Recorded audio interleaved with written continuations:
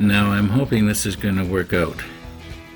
I have already done all the other parts, and I've got my light adjusted so that it will cast the best shadow on this little part of flashing here. Now I've already done here where the sprue was actually connected to this part, and a part, I keep my breath keeps knocking it over. This part right here, that'd be actually quite easy to do. I could use my file and then my little sanding stick. But some of these other places, I want to show you the way I do it. And it seems to work pretty good. I'll just take this sharp edge of the blade and then I will just scrape it off.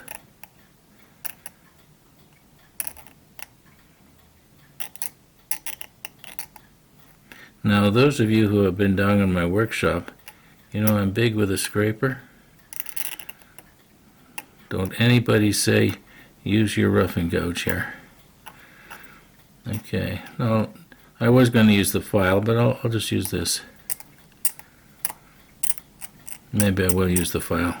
I can probably do a better job with the file and the sanding disc right here. But anyway, a place like this where it's hard to get into because you don't want to accidentally take this down, or this down, or this down. Yeah. Anyway, thought I'd just show you that. I'm going to use my file. I am trying something new here.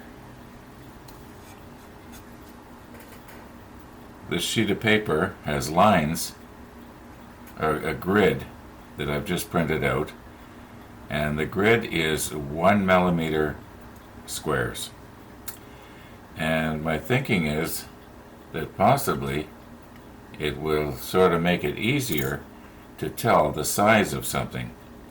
Now, it might also be a distraction. It's possible that a person will not be able to see the definition of the object because of these little lines will distract. But I'm going to try it. You know, if it's not too obvious to me which way I should be going here, let me know. If you find it's not working for whatever you're watching it on, well, just let me know, and we can quit using it. In the meantime, I'm going to give it a try for a while, unless, like I say, I find myself that it's just not a good idea, and a plain white background is better. Let me put the macro lens on, and we'll take a look at this little part here, and just see how, you know, we can sort of get an idea of the size. Because if you have an object, like sometimes I'll have my dime beside it, you know, to give an idea. Well, this way we'll always have the 1 millimeter squares in the background. But like I say, it might not work out.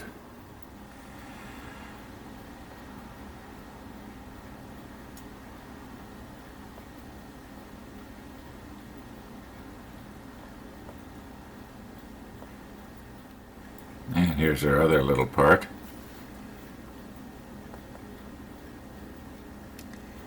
I don't know, it might not be a good idea. It almost makes it harder to see the part. Yes, we can get an idea of the size, but I'm going to do it again with just plain paper.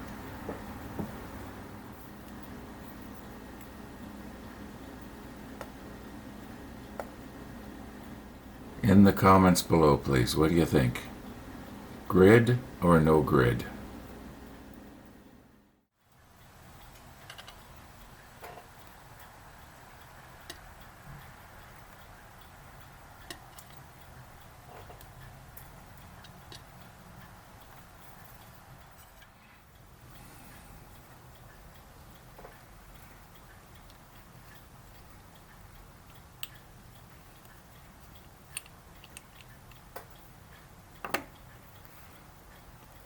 Oh, that one went together a lot better than the one in step 21.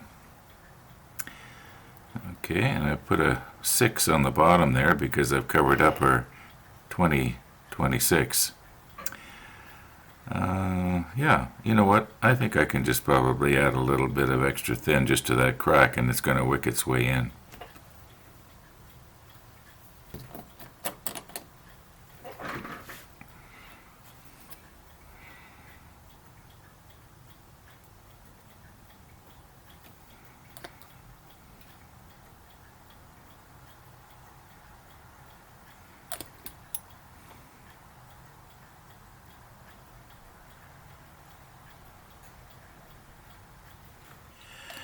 Now, if you will remember, these parts here are keyed to go in at an angle like this.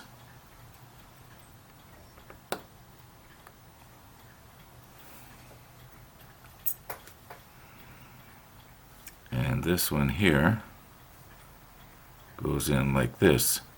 I realize you probably can't see it because I'm looking straight down on it.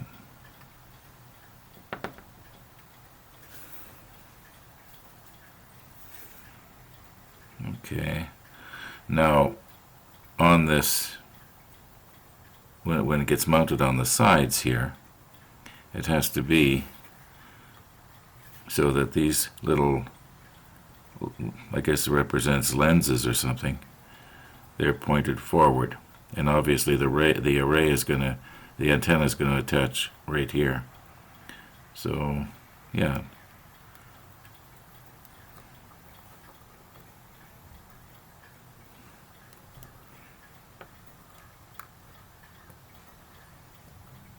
Right now that's just a dry fit, but you can see how it's supposed to go.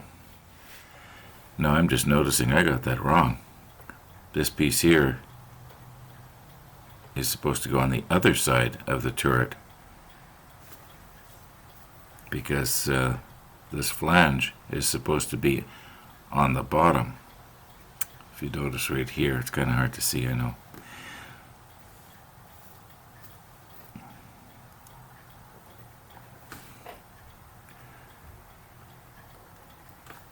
Okay, that's the way it's supposed to go. And then this other one, yeah, that'll work. Okay, I'll just glue everything together like that.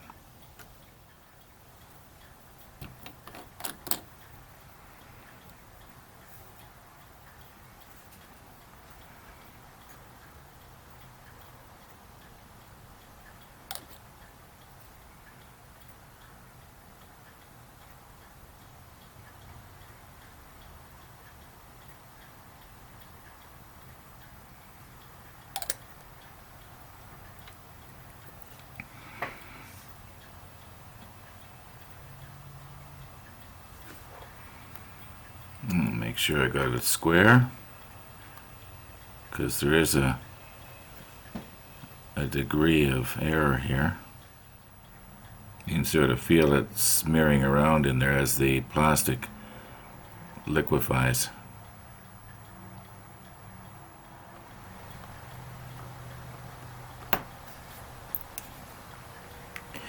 Oh, that didn't work as planned.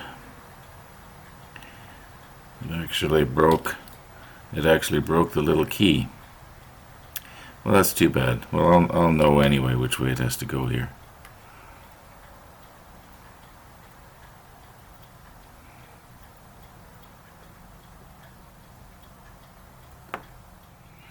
Okay.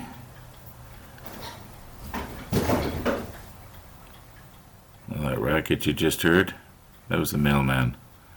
I got my windows open.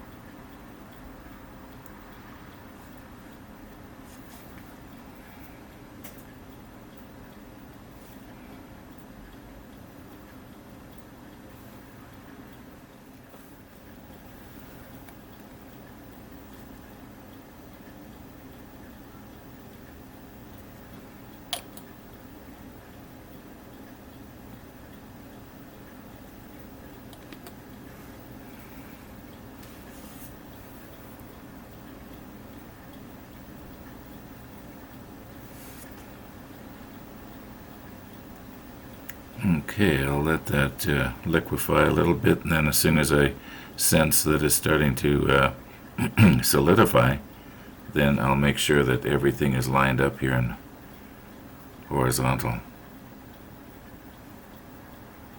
Somehow this doesn't look right.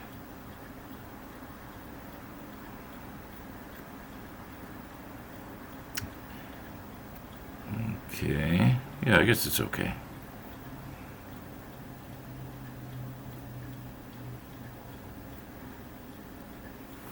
Looking straight down on it, I can see that they're parallel this way, but they may not be parallel this way, if that makes any sense.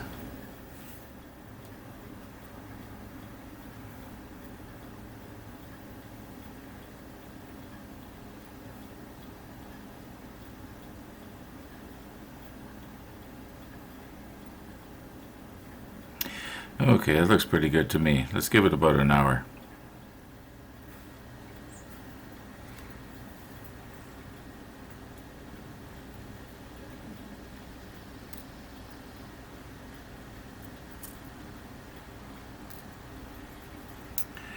Well, let's try and get a little bit of our photo etch on.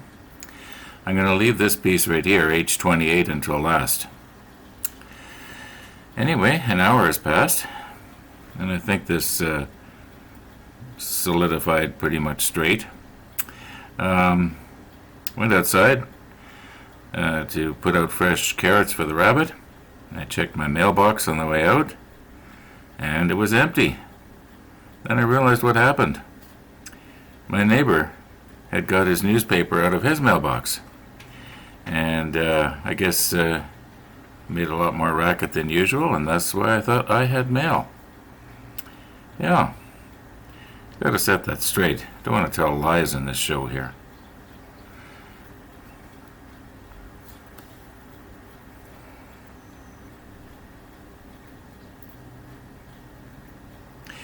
You know, I've already done this one in step 21 here, so I'm not going to show it. I'm just going to go ahead and do it.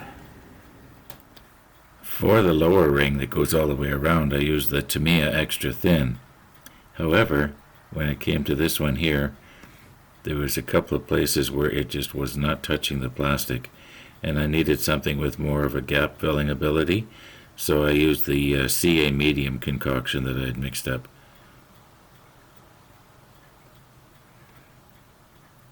Anyway, it's going to have to do, because that's it. Now, one of these we've never had before. And if you notice right about there, there's a place where it looks like there's a little hole's been drilled. Well, the idea is it's supposed to bend right there. This part right here is supposed to be bent up so that you end up with a piece that looks something like this. Okay, I wonder which way to be the best. Maybe like this. Okay, so I think the idea is I will hold this down, and you know what? I think I've got it upside down. Let's turn it over here. Yeah, I think it's supposed to bend this way. Now I don't want to be pressing down too hard and squash those little bumps. Let's see, let me look at the picture here.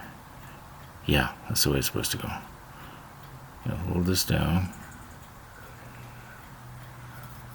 You can't believe how finicky this is.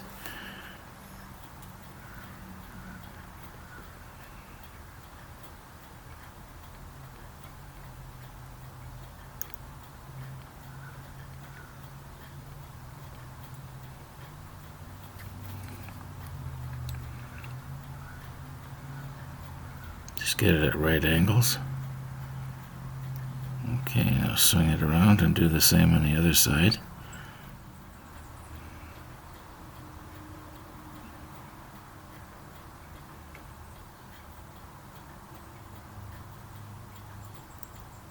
Whoop. Don't want it to bend at the wrong place. Kind of got caught in the paper there. Okay, I've more or less got it. Now I would think we should be able to get it in the right spot later. It's obviously going to need a little tweaking up one way or the other after. Okay, let's see if we can get it on the part.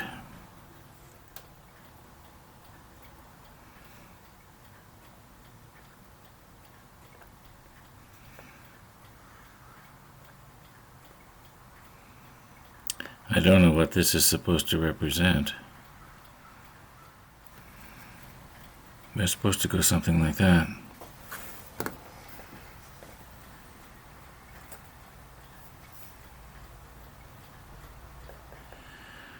Now maybe this is not a good idea, but the plan is that I'm going to just get it to adhere across the top.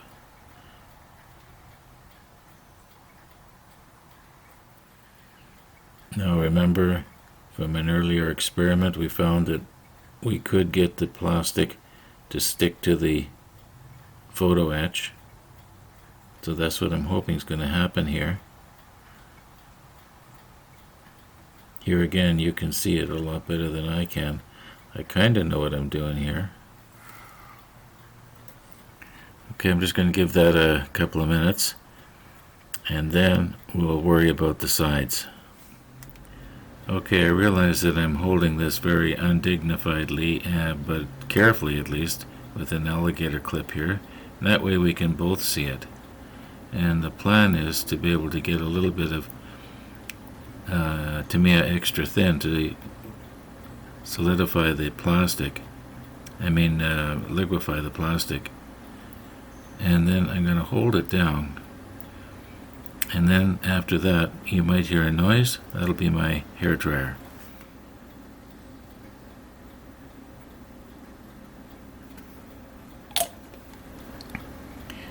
Okay.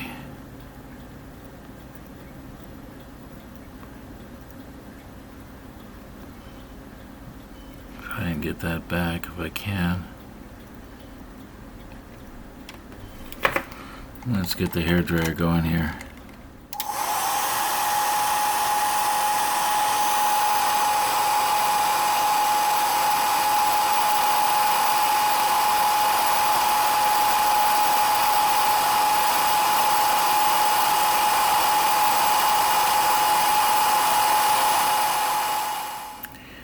Okay, I think I'm going to be able to scrape that off after everything settles down here.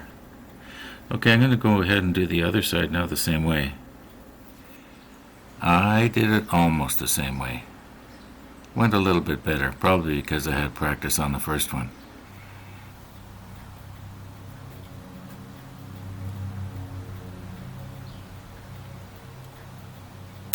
All right.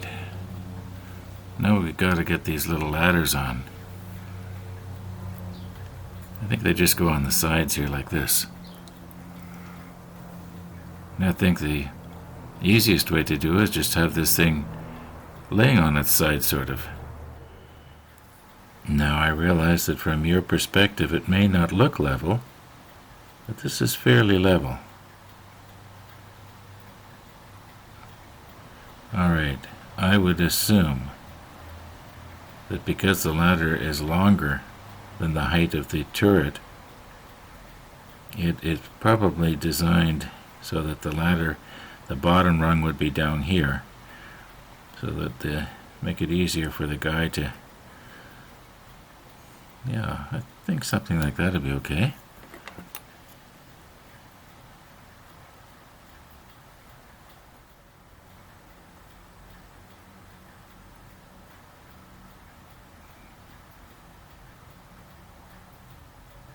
Okay, once again, we'll let that plastic liquefy and then it should adhere pretty good to that little piece of photo etch. Now I was debating here, do I use the Tamiya extra thin and just soften the plastic, or do I use my CA glue medium concoction? And I came to the conclusion that I'm going to use the extra thin. The reason being is because it's a lot more forgiving. If I accidentally get it in the wrong place, I can slowly move it around.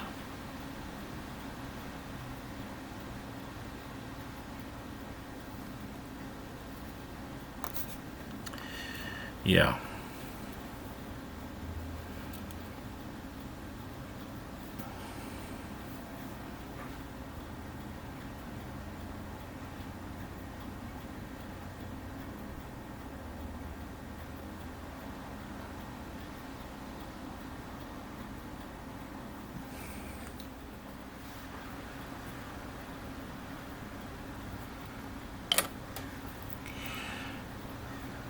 No, I don't think there's a right way or a wrong way for this to go on. As long as it's crossways. Looks like it could maybe be twisted about 5 degrees like that. Okay. Give that a few minutes. It is a beautiful afternoon here in Winnipeg. But last night we had a heavy rain. And I look out the back window and the pipe that runs away from the house, I can't see the water pouring out of it like usual. And so I go outside and I look, and here the water is just pouring over the sides of the eaves trough, or the gutter, or whatever you call it where you happen to live. And so I kind of panicked and I phoned my son, and he comes over and goes up the ladder in the rain and finds the problem. Well, it was plugged with leaves. That's usually the problem. Anyway, this afternoon is beautiful. All is good. And step 22 is completely finished. So I guess tomorrow we start step 23. But there isn't a whole lot that's going to be different, as you know. But I'll show what is different. In the meantime, thank you for watching. And all being well, we'll see you tomorrow.